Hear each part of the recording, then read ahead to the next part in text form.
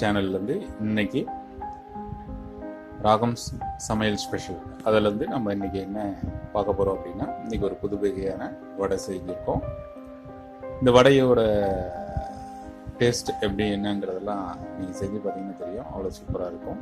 So இன்றைக்கி நான் உங்களுக்கு முன்னாடி காமிச்சிருக்கிறது சூப்பரான சுவையான முட்டைக்கோஸ் வடை. ஸோ இந்த முட்டைக்கோஸ் வடை அப்படின்னு பார்த்திங்கன்னா நல்ல டேஸ்ட்டாக இருக்கும். நீங்கள் சாப்பிட்டு பார்த்தீங்கன்னா தெரியும், பருப்பு வடையோட சூப்பராக இருக்கும். ஸோ இந்த வடையை எப்படி செய்கிறது அப்படிங்கிறது பார்க்கலாம். இந்த வடை எல்லாத்துக்கும் விரும்பி சாப்பிடக்கூடியதாக இருக்கும், நல்லாயிருக்கும், சூப்பராக இருக்கும். ஸோ இதுக்கு தேவையான பொருட்கள் எல்லாம் பார்க்குறதுக்கு முன்னாடி முதல்ல எங்களோட சேனல் வீர் தமிழ் டெக் சேனலில் ராகம் சமையல் ஸ்பெஷல் அந்த தொகுப்பில் நீங்கள் என்னோட சமையல் இதை பற்றி நீங்கள் எல்லாம் பார்க்கலாம். ஸோ இந்த சேனலில் வந்து பார்த்திங்கன்னா மல்டிபர்பஸ் சேனல் தான், பட் இதில் வந்து நாங்கள் இப்போது இந்த லாக்டவுன் பீரியடுக்காக சமையல் ஸ்பெஷலுக்காக இது போட்டிருக்கோம். ஸோ எல்லோரும் விரும்பி சாப்பிட்ணும் அப்படிங்கிறதுக்காகவும் சைடிஷ்காகவும் பண்ணியிருக்கோம். ஸோ மறக்காமல் இந்த சேனலை சப்ஸ்கிரைப் பண்ணிக்காங்க, முடிஞ்ச அளவுக்கு பெல் பட்டனை ப்ரெஸ் பண்ணிக்காங்க. ஸோ இப்போ நம்ம பார்க்கலாம், உள்ளே போகலாம்.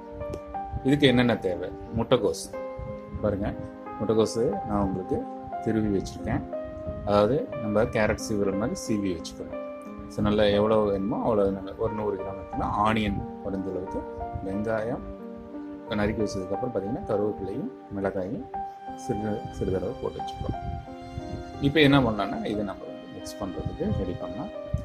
அந்த துருவின முட்டைக்கோஸை வந்து போட்டு நல்லா பரப்பி விட்டுறலாம். இதுக்கு வந்து பார்த்திங்கன்னா அதில் இப்போ நம்ம ஆனியனை நறுக்கி வச்சுருக்கோம், அந்த ஆனியனை ஆட் பண்ணிக்கிறோம். ஸோ இந்த ஆட் பண்ண ஆனியனும் முட்டைக்கோஸு அண்டு பார்த்திங்கன்னா கருவேப்பிலை, மிளகாய், இது நறுக்கி வச்ச மிளகாய், ஒரு மிளகாய் போட்டு உங்களுக்கு தேவையான அளவு போட்டுக்காங்க. காரம் எப்படி அதுக்காங்க இந்த போட்டு நல்லா பிசைஞ்சிக்காங்க. நல்லா வரன்னு நல்லா பிசைஞ்சு விட்டுக்காங்க. இதில் பார்த்திங்கன்னா இப்போ வந்து நான் ஒரு கப், ஒரு 1.5 கப் அளவுக்கு கடலை மாவு ஆட் பண்ணிக்கிறேன். ஸோ நிறைய தேவையில்லை, ஸோ லைட்டாக போட்டிங்கன்னா போதும். தேவையான அளவு உப்பு. ஸோ இது வந்து பார்த்திங்கன்னா உங்களுக்கு கரெக்டாக இருக்கும். அந்த நீங்கள் எவ்வளோ டேஸ்ட் வேணுமோ அந்த அளவுக்கு உப்பு ஆட் பண்ணிக்கலாம். மிளகாத்தூள் கொஞ்சமாக ஆட் பண்ணிக்கலாம்.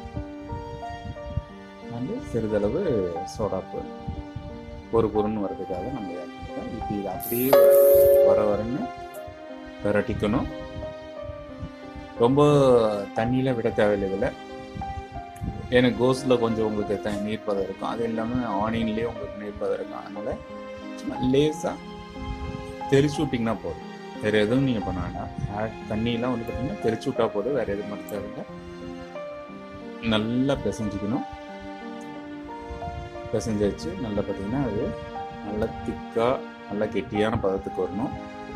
அப்படிதான் வர போடுறது நல்லா பாருங்கள், பவுலில் ஒட்டலை. ஸோ அந்த அளவுக்கு நீங்கள் பதத்தை ரெடி பண்ணி வச்சுக்கணும். உருண்டை பொரிச்சு பார்த்திங்கன்னா தெரியும், இந்த அளவுக்கு ஒரு பதமாக கொண்டு வரணும். இப்போ கடாயை வச்சுட்டோம். கடாயில் ஆயில் ஆட் பண்ணி வச்சு இப்போ கொதிச்சதுக்கப்புறம் நம்ம வடையை போடுறோம். பாருங்கள் வந்துட்டுருக்கு, நல்லா ஆட் பண்ணிக்கோங்க. நல்லா வேக விடணும். நல்லா பொன்னிறமாக வேக வச்சோம்னா போதும், ரொம்ப விட வேண்டாம். பாருங்கள் நல்லா வெந்துட்டுருக்கு. இது பார்த்திங்கன்னா முட்டைக்கோஸுங்கும் போது பார்த்திங்கன்னா உங்களுக்கு பொரியலுக்கு இதெல்லாம் யூஸ் பண்ணுவோம். பட் இது வந்து பார்த்திங்கன்னா டேஸ்ட் எப்படி இருக்கும்போது தெரியலையே அப்படின்னு நினைக்க வேண்டாம். ஒன்றுமே இல்லை, சூப்பராக இருக்கும். இது டேஸ்ட் நீங்கள் சாப்பிட்டு பார்த்திங்கன்னா தெரியும் என்னோடய டேஸ்ட் எப்படி இருக்குன்னு. எல்லோரும் விரும்பி சாப்பிடக்கூடிய ஒரு சைடிஷாக இருக்கும். ஸோ நீங்கள் ஸ்நாக்ஸாக யூஸ் பண்ணிக்கலாம், இல்லை லன்ச் டைமில் நீங்கள் சாப்பாட்டுக்கும் யூஸ் பண்ணிக்கலாம் சைடிஷாக. ஸோ நீங்கள் எந்த மாதிரி வேணாலும் நீங்கள் யூஸ் பண்ணிக்கலாம் இந்த வடையை. ஸோ எல்லோரும் விரும்பி சாப்பிடக்கூடியதாக இருக்கும். ட்ரை பண்ணி பார்க்கலாம். இதுக்கு தேவையான மெட்டீரியல்லாம் நான் சொல்லிட்டேன் உங்களுக்கு. ஸோ சுட நல்லா சுட சாப்பிட்டீங்கன்னா இன்னும் சூப்பராக இருக்கும். பாருங்கள் அழகாக வெந்துருச்சு. சூப்பரான வடை ரெடி ஆயிடுச்சு. சிம்பிளாக தான், ஒன்றுமே தேவையில்லை. 5 மினிட்ஸ் இருந்தால் போதும். 5 நிமிஷத்தில் நம்ம முட்டைக்கோஸ் வடை செஞ்சிடலாம். திருகிறோம், நல்லா சீவி வச்சுக்கிறோம், ஆனியனை கட் பண்ணிக்கிறோம், மிளகாய், ஒரு கருவேப்பிலை கொஞ்சம் தூரம், அவ்வளோதான். இது வச்சுட்டு நீங்கள் வீட்டில் பார்த்தீங்கன்னா இமீடியட்டாக பண்ணலாம். கெஸ்ட்டு யாராவது வந்தாங்கன்னா சூப்பராக செஞ்சு கொடுத்துடலாம். டேஸ்டியாகவும் இருக்கும். என்னிட்ட நம்ம இதுக்காக வடைக்காக அல்லது பருப்பு ஆட்டணும், அதுக்காக பார்க்கணும், இது பார்க்கணும், டைம் இருக்கும். பட் இது அப்படி தேவையில்லை. வீட்டில் இருக்க இம்மீடியட்டாக நம்ம வச்சு ஒர்க் பண்ணிக்கலாம். ஸோ டேஸ்டான சுவையான முட்டைக்கோஸ் வடை ரெடி ஆயிடுச்சு. ட்ரை பண்ணி பாருங்கள். எல்லோரும் எப்படி இருக்குன்னு சொல்லுங்கள். சமைச்சிட்டு சொல்லுங்கள். கமெண்ட் பண்ணுங்கள். எங்களோட கமெண்ட் இதில் உங்களோட கமெண்ட்டில் தான் நாங்கள் எங்களோட ஒர்க்கெல்லாம் எப்படி இருக்குங்கிறது எங்களுக்கு தெரியும். ஸோ சமையலுக்காக நாங்கள் போட்டுட்ருக்கோம். எல்லோரும் பாருங்கள். எங்கள் சேனலில் முடிஞ்ச அளவுக்கு சப்ஸ்கிரைப் பண்ணிக்காங்க. புது வகையான ரெசிபியோடு நாங்கள் வந்து கொடுத்துக்கிட்டே தான் இருக்கிறோம். ஸோ இந்த லாக்டவுன் பீரியடில் ரொம்ப யூஸ்ஃபுல்லாக இருக்கும். எல்லோரும் ட்ரை பண்ணுங்கள். முடிஞ்ச அளவுக்கு எங்களோட சேனலை சப்ஸ்கிரைப் பண்ணிக்காங்க. நன்றி, வணக்கம்.